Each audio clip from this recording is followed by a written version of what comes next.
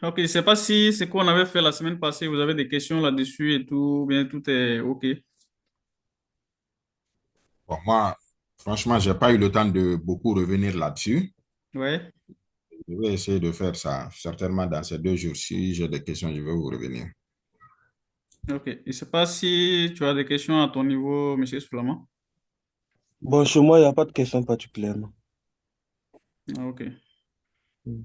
Ça veut dire qu'on peut basculer sur la partie, j'avais dit déjà la semaine passée qu'on allait passer sur le volet des taxes, telles que les impôts et tout.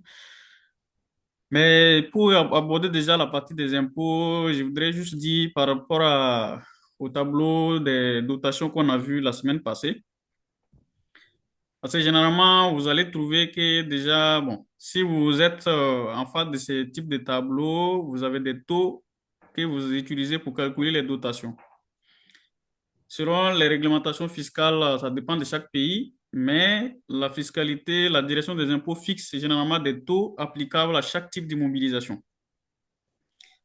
Ça veut dire que si déjà dans les normes, on vous dit dans le code des impôts, par exemple, que les taux fiscalement admis pour le matériel est de 10%, ça veut dire qu'un matériel acquis en temps normal, ça doit faire 10 ans. Si cette norme est fixée comme taux au niveau de la direction des impôts, bien plutôt au niveau du code des impôts, ça veut dire que la société est tenue de respecter ces types de taux. Si la société fait un débordement, soit au lieu de 10, par exemple, le taux serait de 10%, la société peut dire, par exemple, vu l'utilisation du bien, je suppose que ça va être pour 5 ans, donc je vais prendre un taux de 20%. Ce type de traitement doit être expliqué avec des notes techniques et tout. Sinon, en cas de contrôle fiscal, vu déjà qu'on est en train de basculer dans le volet fiscal, en cas de contrôle fiscal, on risque de remettre en cause l'amortissement supplémentaire. Ils vont dire que oui, c'est pas une charge déductible ou bien tu as pratiqué une charge de trop et ça peut faire l'objet de redressement. D'accord.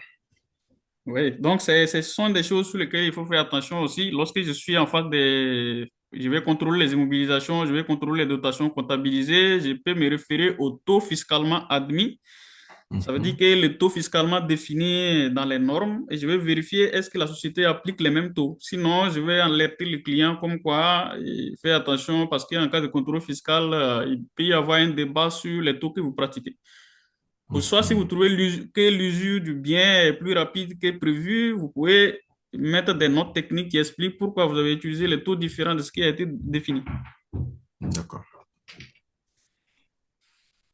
Alors déjà, le volet fiscal, il faut savoir que nous, en tant qu'auditeurs, on ne peut pas se placer on peut pas se mettre à la place de l'inspecteur des impôts. C'est pour ça que le volet fiscal, il y a certains auditeurs, ils ne s'attardent pas trop là-dessus. Vu que déjà, si la société voudrait, par exemple, respecter ses règles fiscales, ils peuvent recruter un fiscaliste dans ce sens et tout.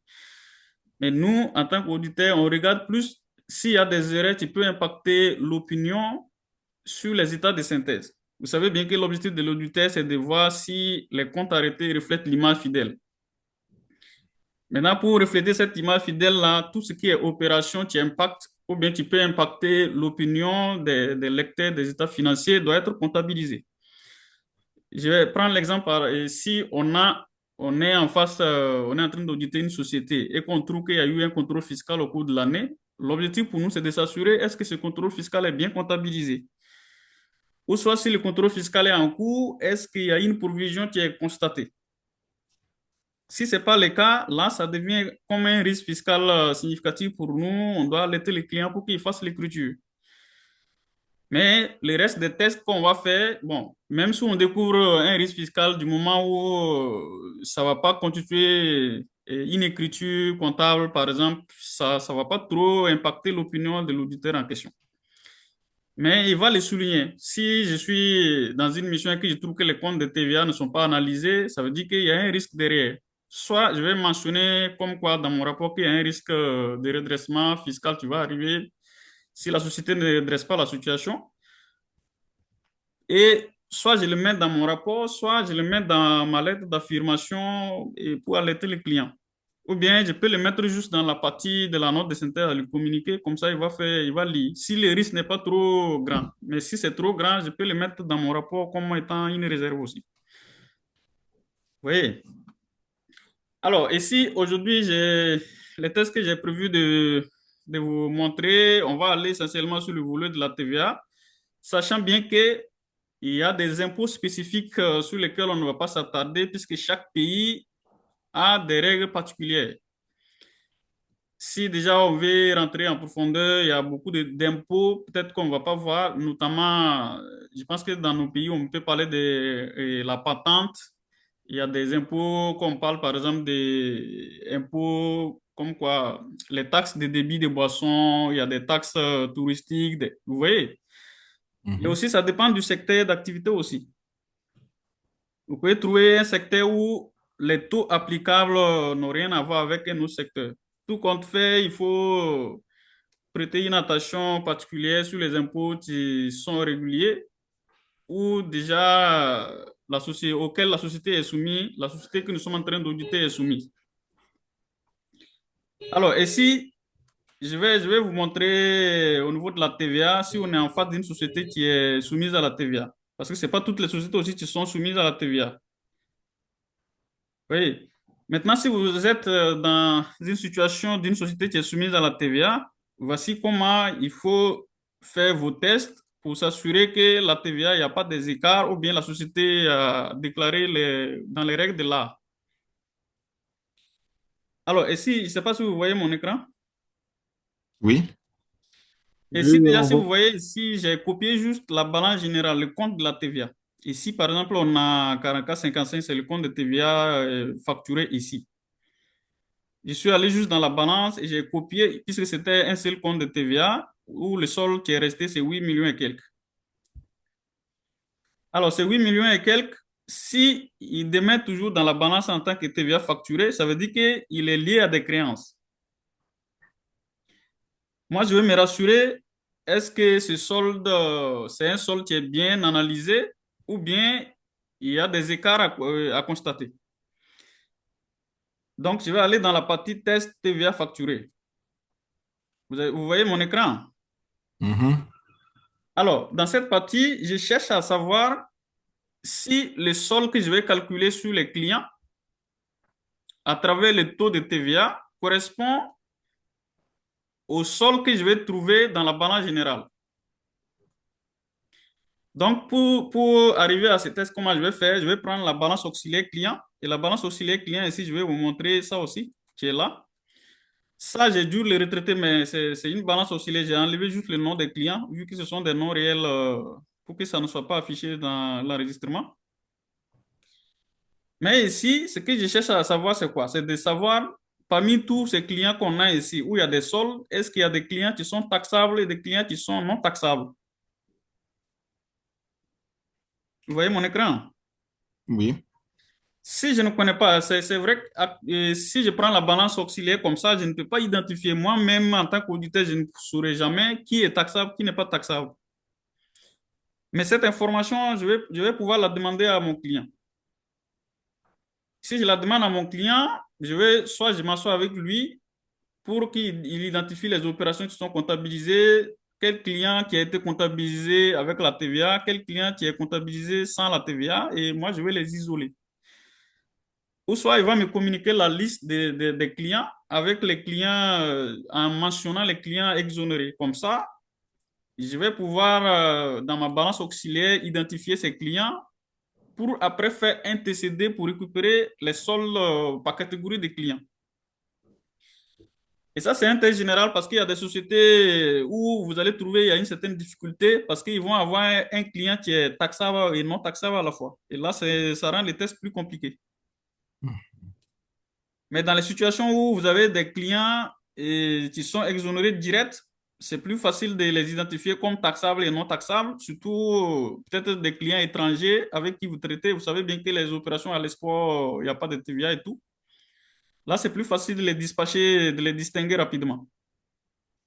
Une fois que j'arrive à les identifier, je vais préparer un tableau symbolique des clients par catégorie. Si vous voyez mon écran, le petit tableau que vous voyez ici, C'est ce que j'ai récupéré là. Donc, j'ai un solde de clients non taxables de 20 millions et un autre des clients taxables de 47 millions. Comment je vais faire? Parce que moi, je cherche à calculer la TVA sur le solde des clients taxables. Et j'ai un taux de TVA facturé de 20%. Vous savez comment on calcule la TVA? Si j'ai une créance TTC, je peux trouver le montant de la TVA. Vous convenez avec moi? Oui, Et si c'est le solde que vous avez, les 47 millions dont vous voyez ici, si je vais calculer la TVA là-dessus, c'est le solde des clients TTC. Si je vais calculer la TVA là-dessus, je peux la calculer à travers le taux de TVA. excusez-moi, au Maroc, le taux de TVA, c'est 20%. Au Maroc, il y a plusieurs taux maintenant. Le 20%, c'est le taux normal, mais il y a plusieurs taux. Tu peux D'accord, avoir 10%, 7%, jusqu'à 18, 14. Il y a plein de taux de TVA. d'accord. Mais le taux normal, au niveau de la société que nous sommes en train d'auditer, c'est 20%. C'est 20% qu'ils appliquent de façon unique. D'accord. Là, par exemple, si j'ai les 20%, je peux calculer la TVA correspondant à ces créances. Il me Oui. suffit juste de diviser la créance par 1,2, je vais la trouver hors taxe et je multiplie par le taux pour trouver la TVA. Vous avez compris? Oui. C'est-à-dire, Alors, le oui, TTC, c'est la valeur plus plus la TVA, la TVA. c'est ça. Et moi, je vais la TVA. Je dois retourner Mhm. les calculs pour revenir au Mhm. montant de la TVA. Mhm. Est-ce que vous avez compris? Oui, moi, j'ai compris. Alors, si c'est compris, vous allez constater qu'ici, si on calcule sur les créances qui sont taxables, puisque les 20 millions sont non taxables, là, le taux de TVA, c'est zéro. Mhm.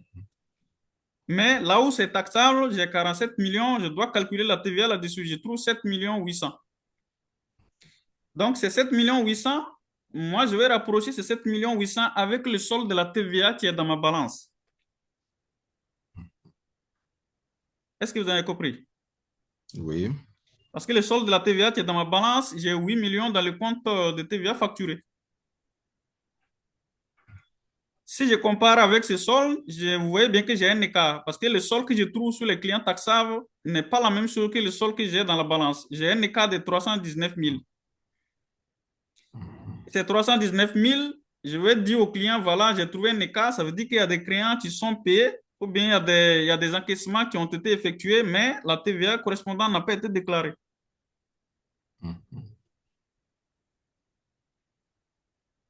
Ok. Est-ce que vous avez compris?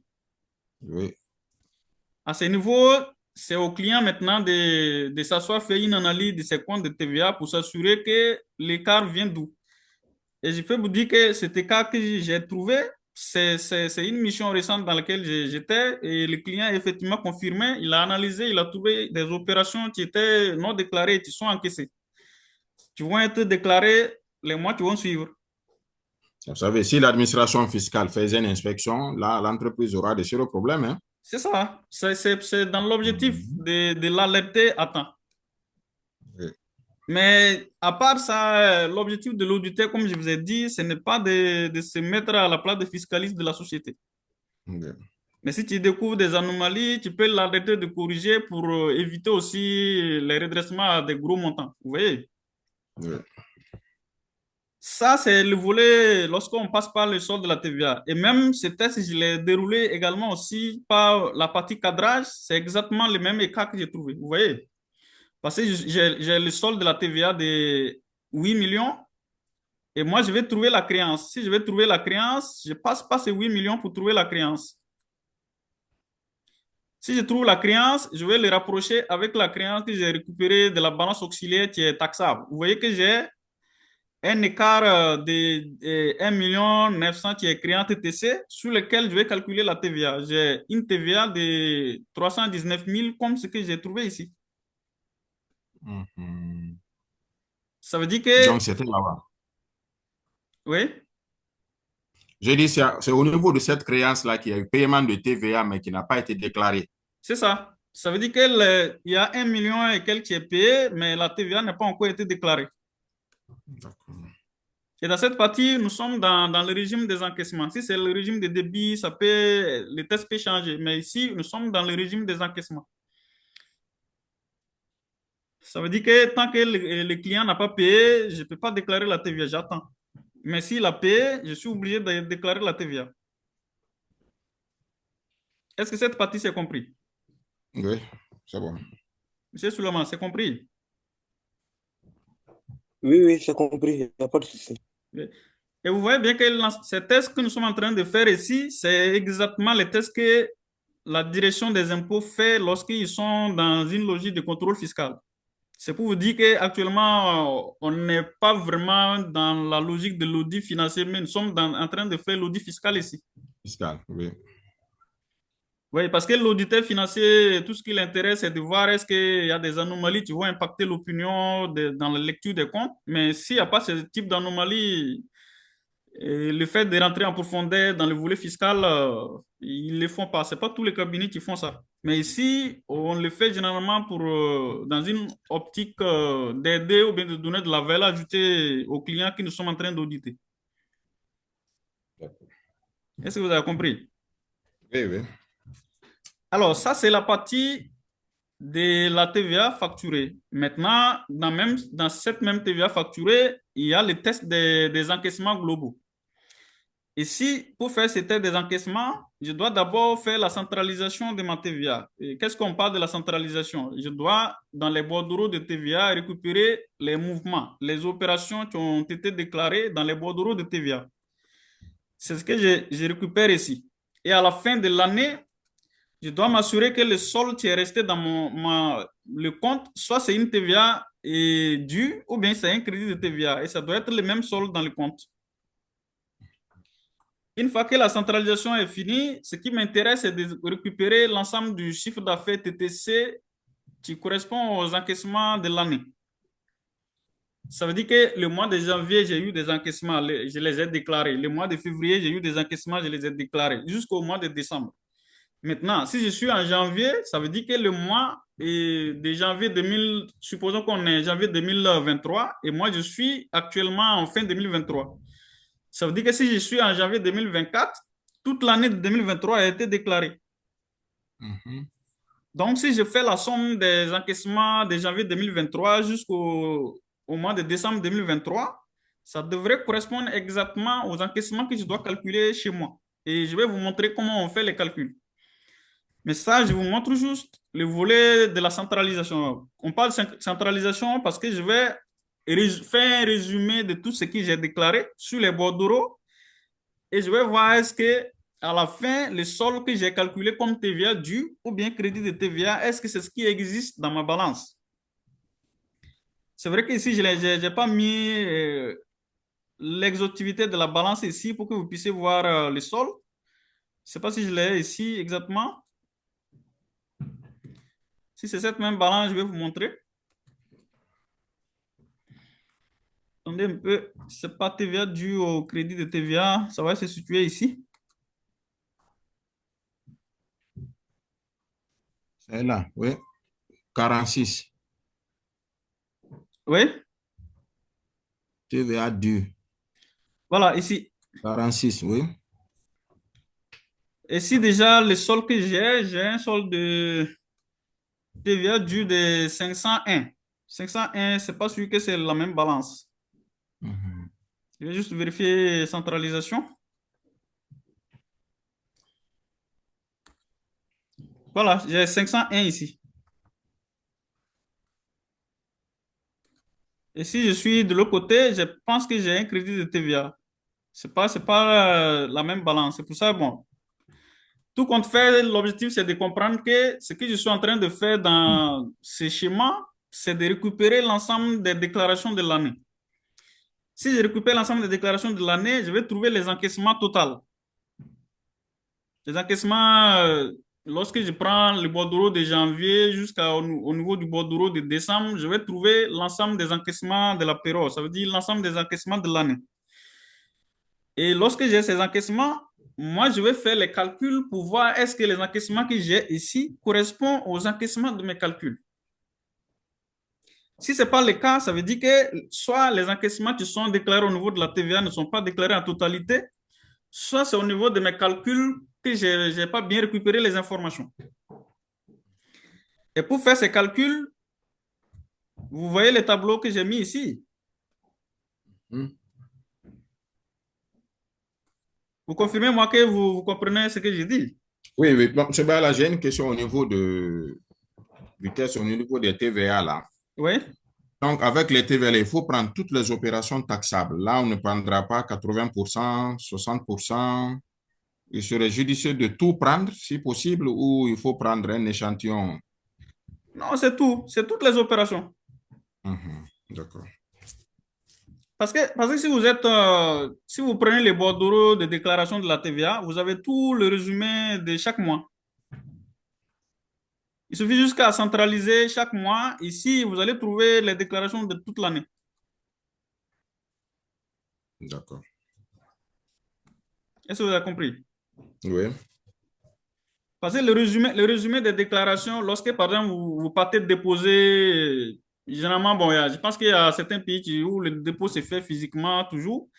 Mais si vous faites les dépôts en ligne, vous pouvez télécharger les bordereaux de dépôt après avoir enregistré et tout.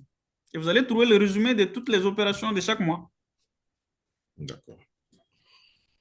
Maintenant, dans ce résumé, si je prends le mois de janvier, je vais trouver qu'en janvier, par exemple, j'avais un chiffre d'affaires taxable de 9 millions, sur lequel je calcule la TVA, ça me donnait une TVA de 1 million et quelques. Et là, c'est la TVA récupérable du bordereau que j'ai récupéré ici. Là, vous savez bien comment on fait le calcul de la TVA. Mhm. Oui. Puisque si j'ai un chiffre d'affaires taxable 20% de 9 millions, la TVA qui correspond comme TVA facturée, ça va être 1 million 900. Et dans ce même mois, j'ai fait des achats et j'ai récupéré une TVA de 2 millions et quelques.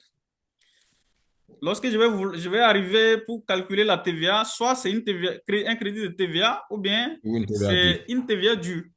Oui. Et au cours de l'année ou bien au cours du mois, si c'est une TVA due, je dois le payer. Je dois payer en même temps, moi, j'ai fait la déclaration. Et c'est exactement ce qui a été fait ici, mais pour chaque mois. Si je trouve un crédit, par exemple, le mois passé, ce crédit va constituer un crédit du mois prochain. Oui. Tu vas me permettre de recalculer la TVA de ce mois. Et si je trouve encore un crédit, il va revenir au mois prochain jusqu'à ce que je trouve une TVA due que je dois payer. Mhm. Est-ce que vous voyez? Oui. L'ensemble de ce résumé, lorsque je le fais chaque mois, en fin d'année, je suis censé trouver tout ce qui est déclaré comme chiffre d'affaires annuel. Est-ce que vous voyez ici? Mhm. Ce chiffre d'affaires annuel que j'ai trouvé ici, ça c'est les hors taxes. Maintenant, si je le fais avec la somme de la TVA, il trouve le TTC. Maintenant, si j'ai le TTC ici, je vais refaire mes calculs pour s'assurer que le chiffre d'affaires qui est dans mes bordereaux de déclaration correspond exactement à ce que j'ai calculé. Comment je fais? Je vais aller par exemple dans la balance que j'ai chez moi. Et si vous suivez avec moi, vous allez constater que là, j'ai une formule qui a amené ces chiffres. J'ai CA 2025. CA 2025, c'est ici. C'est tout ce qui est vente. Vous voyez, tout ce qui est vente dans l'année, je récupère l'ensemble des ventes ici. Et les ventes, je dois isoler les factures non parvenues parce que la TVA n'est pas encore appliquée sur ça. Lorsque je les isole, je vais trouver le montant restant qui est de 117 millions ici. Le solde de la TVA, je vais aller dans les grands livres de la TVA, je récupère le mouvement de l'année, qui correspond ici à 21 millions et quelques. Et je vais dire, j'ai fait des ventes dans l'année dont le TTC est égal à 139 millions, plus les créances de l'année passée. Je suppose que si je suis en année 2023, ça veut dire que les clients de 2022 ont payé en 2023. Mhm. Par contre, les soldes des clients que j'ai dans la balance de 2023, ils n'ont pas payé, mais ils vont payer en 2024. Mhm. Donc, moi, je vais prendre le solde le chiffre d'affaires TTC plus le solde de l'année passée, moins le solde de cette année. Et je vais régulariser ces soldes par les écarts de conversion. Ça doit me trouver le montant qui est déclaré dans les bordereaux que nous venons de voir ici. Revenez un peu sur ça, M. Bala, s'il vous plaît. Là où je suis actuellement. Non, là d'où vous venez là. Ici. Voilà. Alors, ici, ce Un que peu je en vais haut. faire, c'est quoi? Là, par Voilà. exemple, j'ai pris le chiffre d'affaires total de l'année. Mhm. Ça, c'est 2023. Et dans ce chiffre d'affaires total de l'année, j'avais des factures non parvenues où tu avais été comptabilisé sans TVA. Vu que, par exemple, le compte que je vais prendre au niveau des clients, je ne vais pas mélanger ce compte avec les FAE. Ça veut dire que je ne vais pas ajouter les FAE dans les comptes clients. Mhm. C'est pourquoi je vais isoler aussi les FAE dans les chiffres d'affaires. Une fois que je les isole, je vais prendre le chiffre d'affaires hors taxe comptabilisé dans les comptes, plus la TVA qui a été appliquée sur ce chiffre d'affaires au cours de l'année. Ça va me donner le chiffre d'affaires TTC. Maintenant, si j'ai le chiffre d'affaires TTC, je vais dire les ventes que j'ai faites cette année sont censées être payées plus les créances que j'avais l'année passée. Maintenant, si j'ajoute les créances, je vais trouver que l'année que je suis en train d'auditer, il y a un solde de clients. Ça veut dire que ces clients n'ont pas encore payé. Je vais enlever ce qui n'est pas encore payé. Et vu que j'ai des écarts de conversion, les écarts de conversion au niveau des clients, soit il y a une diminution ou une augmentation des créances. Vous voyez, donc je dois régulariser les soldes des clients par ces écarts. Et si, par exemple, dans mes états de rapprochement, j'avais des chèques liés aux clients, je vais les prendre en compte parce que ce sont des chèques qui ne sont pas encore encaissés pour être déclarés. Mhm. Et la formule que je vais mettre ici, vous allez constater que c'est une formule qui fait le chiffre d'affaires TTC plus les clients de l'année passée, moins les clients de cette année, régularisés par les chèques à l'encaissement et tout, les avances, les suspens bancaires et tout. S'il y a des écarts de conversion, je vais régulariser de cette façon aussi. Et à la fin, j'aurai les chiffres qui est censé être déclaré dans les bordereaux que j'ai dans la centralisation ici. Et dans la centralisation, j'ai le total du chiffre d'affaires TTC qui est de 137 millions là. Oui. Donc, le comparatif ne devrait pas trouver un écart. Mhm. Donc, si j'ai un écart, ça veut dire que ici, ça veut dire on a déclaré moins que ce que j'ai calculé. Puisque Mhm. les déclarations qu'on a faites sur les bordereaux au cours de l'année, j'ai 137 585, alors que les encaissements que j'ai calculés, j'ai 137 975. Et il me reste un écart de 390 000. Mhm. Ça veut dire que ces 390 000, le client doit les déclarer dans le mois prochain. Bien. Est-ce que vous avez compris? Oui, là, C'est j'ai compris. exactement les tests ce sont des tests qu'on appelle les tests de recoupement des encaissements. Et c'est exactement les tests que la direction des impôts fait lorsqu'ils sont dans une logique de contrôle fiscal. S'ils viennent, par exemple, dans une société que vous êtes entré, ou bien vous êtes le comptable, ou bien vous êtes l'auditeur, vous allez constater que ils vont appliquer ce type de test pour relever s'il y a des ventes qui sont encaissées, non déclarées ou pas. Mhm. Est-ce que vous voyez? Mhm. Et comme je vous ai dit, là où nous sommes, on n'est pas vraiment dans la logique de l'audit financier comme vous le voyez, on est en plein audit fiscal. Oui. Oui, sinon, si on prend le volet l'audit financier, sûrement même on ne devrait pas aborder cette section, mais j'ai voulu qu'on l'aborde pour que vous compreniez plus comment Mhm. on arrive à faire les retraitements rapides du volet fiscal aussi. Et je me dis, on va se limiter à la TVA. Il y a des impôts spécifiques ici que, bon, je ne trouve pas nécessaire de passer dans ces détails-là. D'accord. Je ne sais pas si vous avez compris les tests. Oui, ça, c'est bien compris pour moi. Je ne sais pas, monsieur Soulama, il est là. Je pense qu'il essaie de connecter. Ah, certainement, oui, je ne le vois pas aussi. Non. Sûrement qu'il a un problème de connexion, mais vu qu'on a fait l'enregistrement, je pense qu'il va s'inspirer par la suite. Et s'il y a des questions, vous me revenez. Ça, c'est exactement le volet de la TVA facturée. Maintenant, si c'est compris, je vais aller au niveau de la TVA récupérable. Et exactement, c'est la même chose aussi. Mhm. C'est la même chose qu'on fait au niveau de la TVA récupérable. Je vais voir si je l'ai ouvert, oui. Vous voyez bien que j'ai les sols à différents taux de TVA. Comme je vous ai dit, il y a plusieurs taux de TVA au Maroc. Si je suis dans le volet récupérable, j'ai traité avec plusieurs fournisseurs. C'est évident que je trouve plusieurs taux. Maintenant, pour faire ce test, comment je fais? Je vais d'abord prendre la balance auxiliaire fournisseur aussi. Je vais m'asseoir avec mon client pour qu'il puisse m'identifier les fournisseurs où il n'y a pas de TVA, les fournisseurs avec TVA, ainsi de suite. Là, vous allez bien voir que cette balance auxiliaire, c'est pas trop volumineux et j'ai tous les fournisseurs qui sont taxables. Si tous les fournisseurs sont taxables, moi, je vais aller dans ma balance générale, je vais récupérer tout ce qui est compte TVA. Et si les comptes TVA, c'est 34,55, avec les différents taux, ces comptes, je vais récupérer avec les soldes et je vais essayer de retrouver la dette fournisseur TTC. Je ne sais pas si c'est compris.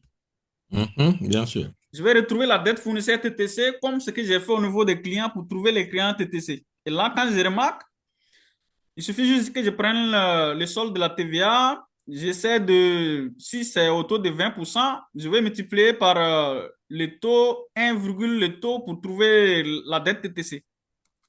Mhm. Une fois que je trouve cette dette TTC, je vais rapprocher cette dette TTC avec la dette que j'ai dans ma comptabilité. D'accord. Mais la page qui est affichée ici, elle est figée. Je ne sais pas si c'est sur la même page, vous faites le test. Ah, ça veut dire que l'écran que j'ai défilé n'est pas... Vous voyez C'est pas mon le bon curseur? écran. Je suis l'audio, mais en visuel, c'est une page qui est figée ici. Ah, sûrement que c'est le test de... Attendez, je Paiement. vais voir. J'ai vu ici, c'est paiement. C'est ça, hein? C'est ce qui est là. Ah, voilà. Ah, ça, je pense que c'est le partage de l'écran global. Ok, je vais arrêter le Mhm. partage. J'ai fait le partage de la partie TVA récupérable.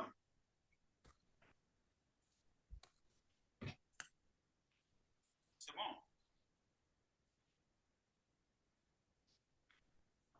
Vous voyez mon écran? Oui, là, je vois, oui. C'est comme je disais déjà. Ici, les comptes que vous voyez ici, c'est les comptes de TVA récupérables avec différents taux. Vous voyez, parce que j'ai traité avec plusieurs fournisseurs où chaque fournisseur a le taux selon son secteur d'activité. Mhm. Maintenant, si j'ai ce solde, moi, je vais retrouver la TVA et plutôt la dette fournisseur qui correspond au solde de chaque TVA.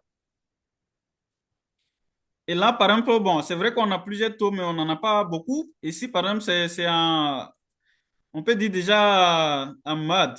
Quand on parle de MAD, ça veut dire que si j'ai besoin et quand MAD, je dois diviser par 1000. Et les Parmi, soldes, il n'y oui. a pas grand-chose. Ici, déjà, j'ai divisé par 1000. Par exemple, le solde qui correspond à la TVA de 20%, j'ai 686 000. Mhm. Donc, si je vais retrouver la dette fournisseur sur ce solde de TVA, je dois recalculer la dette fournisseur.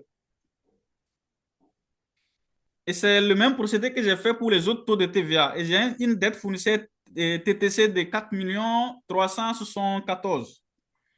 Ces 4 Mhm. 374, je vais les comparer avec la dette fournisseur dans la balance auxiliaire ici. Mhm. Cette dette fournisseur, j'ai 2 166. Ces 2 166, c'est ce que je vais mettre ici. Mais ici, il y a une particularité parce que au niveau des avances fournisseurs, il y avait de la TVA qui est calculée. Et je suis allé demander au client que j'ai audité, c'est lui qui m'a expliqué exactement comment le traitement a été effectué à leur niveau. Mhm. Sinon, simplement comme ça, je ne pouvais pas savoir. Mais s'il m'explique et que je vois la logique, ça veut dire que cette avance, je dois l'ajouter au solde des fournisseurs dans la balance auxiliaire pour former le solde global des fournisseurs. Est-ce que vous voyez? Mhm. OK, Donc, si je fais je la comprends, somme oui. de ces deux, j'ai 4 600 000. Alors que ce que j'ai trouvé avec les soldes de TVA, j'ai 4 300 000. Ça veut dire qu'il reste 200, ce sont 227 000 non payés. Ces 227 000, Mhm. si j'estime la TVA, j'ai un écart de 38 000. Ça veut dire qu'il y a 38 000 de TVA, tu dois être récupéré. Et ça, le client même déjà, il a confirmé cet écart parce qu'il y a des factures qu'il est censé récupérer, mais vu que c'est payé en fin d'année, il n'a pas pu les récupérer dans la déclaration de l'année. Il va les récupérer dans la déclaration de janvier. Ok. Est-ce que vous voyez? Oui. C'est exactement ce qui est fait au niveau des contrôles fiscaux lorsque la DGI est en procédure de contrôle fiscal d'une société. Mhm. Maintenant, ça, c'est la partie TVA, mais il y a d'autres impôts où, lorsque je suis dans la société, si j'ai besoin d'apporter de la valeur ajoutée au client, je dois m'assurer que les comptes de l'État sont analysés. Ça veut dire que si j'ai des acomptes, je dois m'assurer que la société a payé toutes les acomptes, tous les acomptes de l'année. Sinon, je vais l'alerter de faire attention. Il y a un risque, par exemple, qu'il y ait des pénalités et tout. Mais dans la logique de l'audit, s'il y a des pénalités, ça veut dire que la société doit s'organiser pour respecter les échéanciers fiscaux et tout. Sinon, les pénalités, peut-être si j'ai une pénalité, peut-être tu peux avoir un impact significatif sur les comptes. Là, ça m'intéresse. Mais si peut-être la pénalité même déjà ne dépasse pas et le seuil de signification que je me suis fixé, ou bien plutôt, même si ça dépasse le seuil de signification, du moment où c'est comptabilisé, c'est la société qui paie. Mais pour dire à la société Alors, oui, oui, de moi, c'est respecter les un déjà. échéanciers fiscaux, parce que les pertes, c'est comme si ça devient une mauvaise gestion en quelque sorte. Par exemple, ici, ce sont les acomptes qui sont centralisés, on sait que tout est Mhm. payé et tout, et combien est resté. Bon, les quatre acomptes, puisque ici, on a quatre acomptes par an, on doit m'assurer que toutes ces quatre acomptes sont payés et que c'est bien analysé. On peut parler du volet de l'impôt sur les salaires aussi. On peut aller les voir, est-ce que c'est correctement comptabilisé, est-ce que c'est payé. Globalement, c'est les tests qu'on fait dans le volet fiscal lorsque, par exemple, on est au niveau de l'audit, mais plutôt pour aider les clients. Si ça n'a pas d'impact sur notre opinion, on ne va pas se placer on va pas se mettre à la place des fiscalistes de la société. Est-ce que c'est bien compris? Mhm. Oui, ça, c'est compris. Alors, j'avais dit déjà qu'on va se limiter juste au volet de TVA parce que, bon, c'est vrai qu'il y a d'autres impôts, mais je n'aimerais pas qu'on parle dans ces détails vu que déjà, c'est pas des prérogatives de l'auditeur de se mettre dans la fiscalité à fond, à fond. Si cette partie c'est compris, on peut D'accord. aller dans la partie de l'audit des autres débiteurs, autres créditeurs pour voir comment ça fonctionne. Et moi, l'objectif déjà, c'est de dérouler l'ensemble des sections que vous pouvez rencontrer dans les cycles de l'audit pour avoir une idée de comment il faut se comporter lorsque je suis en Oui. face de telle situation ou telle situation. C'est bon? D'accord, ça va. OK. Oui. Je vais arrêter l'écran et je partage le volet des autres débiteurs. OK. Je ne sais pas si je l'avais ouvert ici, peut-être.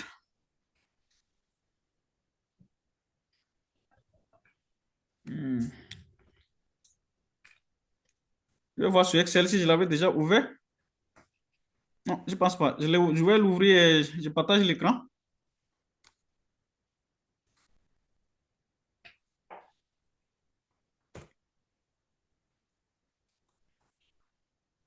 Hop.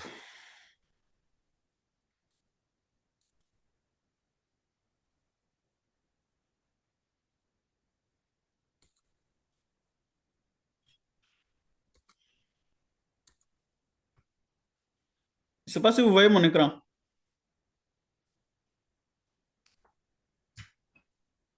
Oui. Alors, et si on parle généralement des autres débiteurs, comment ça fonctionne? Parce que vous allez d'abord être dans la société, vous avez des tiers avec lesquels vous faites des opérations. Ils ne sont pas vos clients, ils ne sont pas vos fournisseurs aussi. Donc, ces opérations, on peut les classer dans la Ce partie qu'on des appelle autres autres débiteurs ou débiteurs, bien les autres autres créditeurs, créditeurs. hein? Mhm. OK. Il y a une question? Non, je voulais dire concrètement, je voulais savoir concrètement, vous avez déjà répondu à la question. Je voulais vous demander concrètement, autre débiteur, autre créditeur, qu'est-ce que cela signifiait? Oui, justement, c'est comme je dis, il y a des vous Mhm. allez faire des opérations au cours de l'année avec des personnes qui ne sont ni vos clients, ni vos fournisseurs. Mhm. Des opérations ordinaires. Par exemple, une entreprise de vente, vous pouvez vendre à d'autres clients et vous pouvez fournir, vous faire fournir à travers d'autres fournisseurs. Oui, justement, mais ce que je parle ici, c'est quoi? Supposons que Mhm. vous êtes dans une société où il y a plusieurs filiales. Si vous êtes dans une société où il y a plusieurs filiales, une des filiales, par exemple, a besoin de trésorerie et la première filiale qui a besoin de trésorerie et la deuxième filiale la finance avec des fonds. Ces fonds ne sont pas, ce sont pas des emprunts ni des prêts et tout, mais ce sont on peut dire un support à court terme. Mhm. Ces supports à court terme, on peut les comptabiliser dans les autres comptes débiteurs et créditeurs en attendant de les rembourser. Mhm. D'accord. Ou soit si je traite des opérations, il y a déjà un fournisseur ou bien un client qui me dit, fais d'abord une opération, tu payes à ton niveau et moi je vais te rembourser. Mhm. Donc moi je vais les classer comme étant des débuts. Les débuts vont correspondre à des autres débiteurs créditeurs, j'attends le paiement. Si le client me paye ou bien le fournisseur me paye, je solde. OK. Mais ça ne rentre pas dans le cadre normal des opérations d'achat-vente. Vous voyez ce que je veux dire?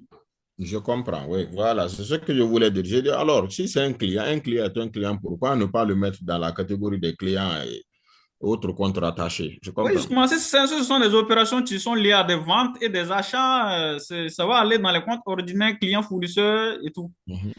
Mais si ce sont des opérations autres que ça, on peut les mettre dans les autres débiteurs, autres créditeurs. Par exemple, même les comptes, on peut classer les comptes courants aussi comme étant des comptes des autres débiteurs créditeurs, même si la catégorie est un peu est à reclasser.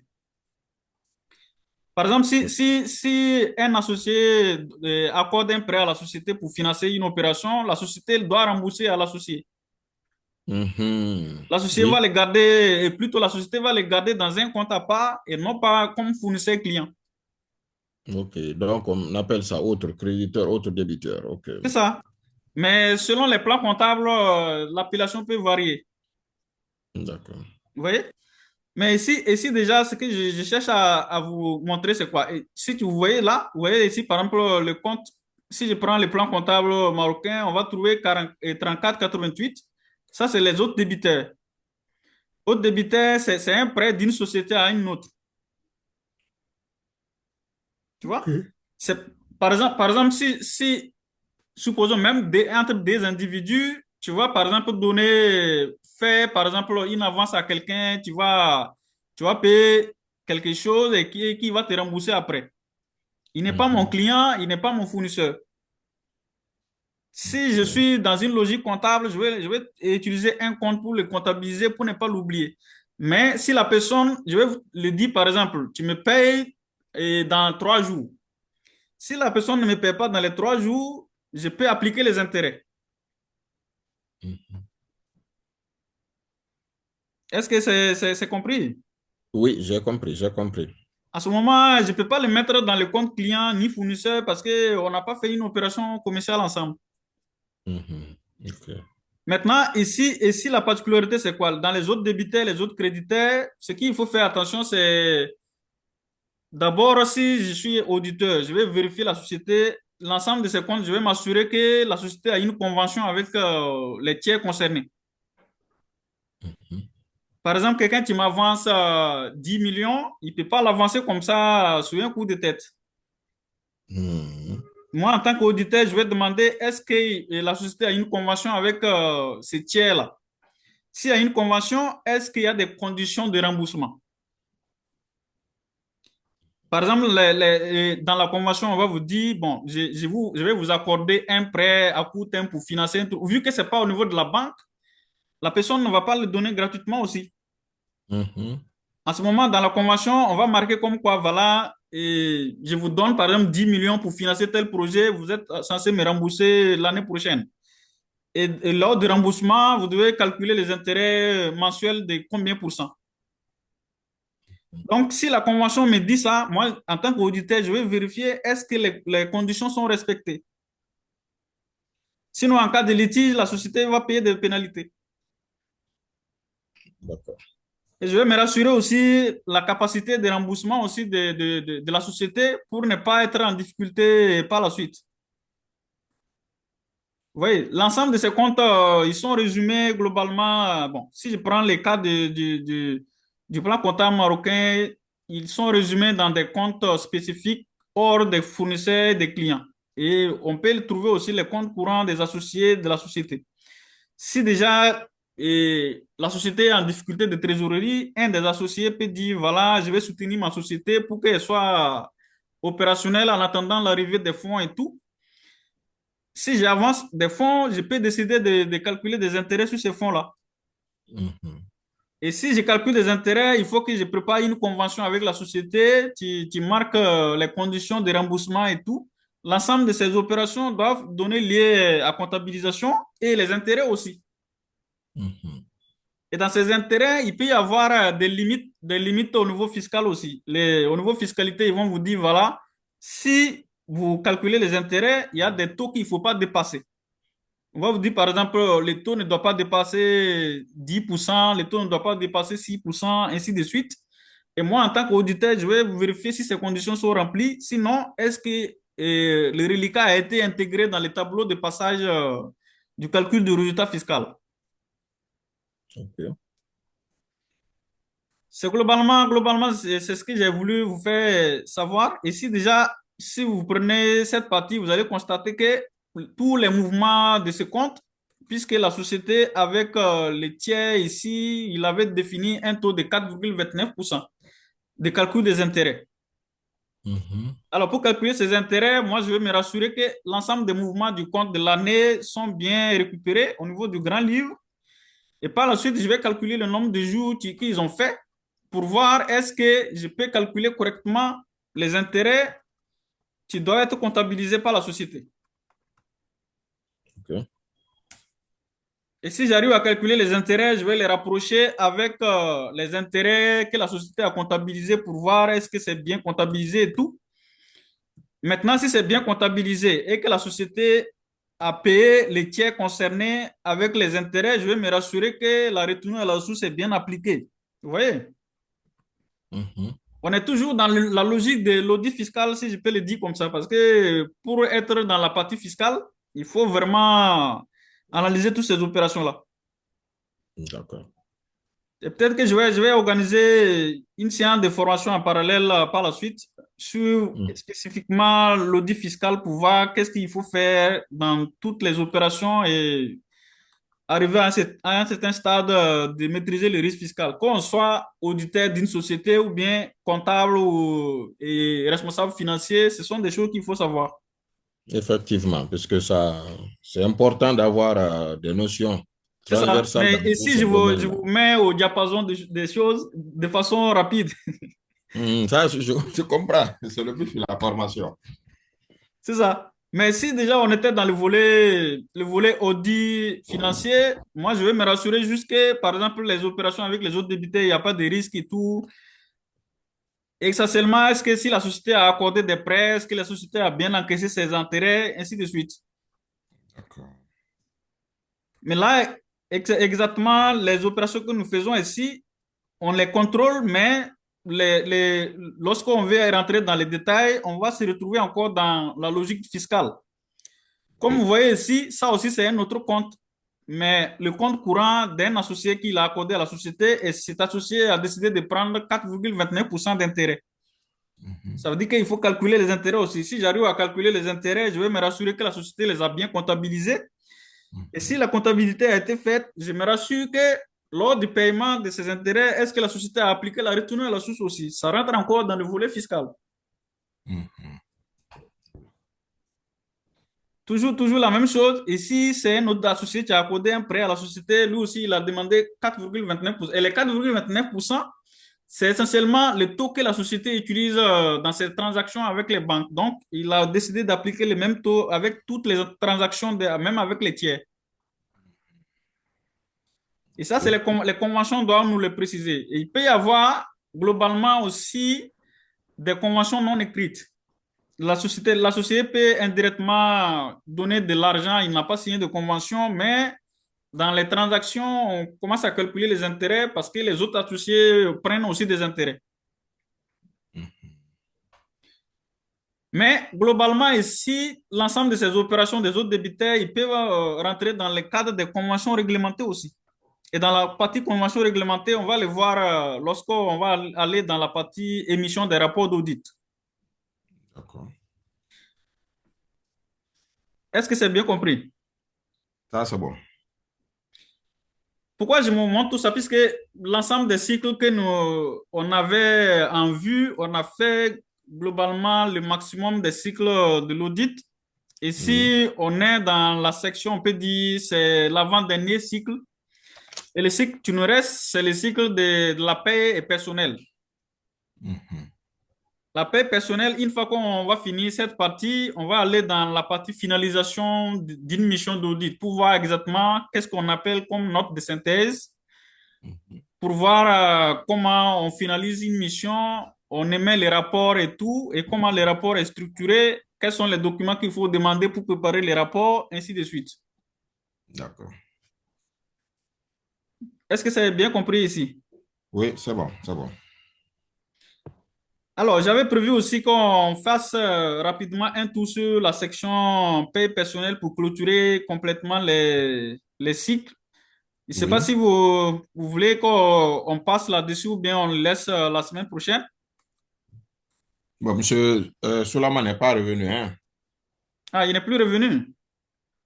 Ah, d'accord, on va arrêter là aujourd'hui pour que au moins lui aussi puisse suivre ça Ouais, la ouais. semaine prochaine.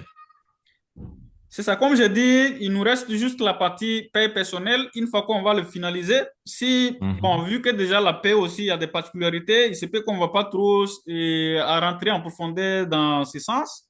Mhm. Mais une fois qu'on finit cette section, il va nous rester la phase de finalisation de l'audit. Et je vais vous montrer des modèles, par exemple, des notes de synthèse. Si on arrive D'accord. au stade de l'émission des rapports, qu'est-ce qu'il faut faire et tout. Et cela va nous permettre de clôturer globalement la science. Et si il y a des questions, on peut toujours se revenir pour clarifier. Il n'y a pas de problème. On peut arrêter pour aujourd'hui ici. OK, je vous souhaite bonne journée. Merci beaucoup pour votre attention. Merci bien, M. Bayla. À vous de même. Merci beaucoup. Merci.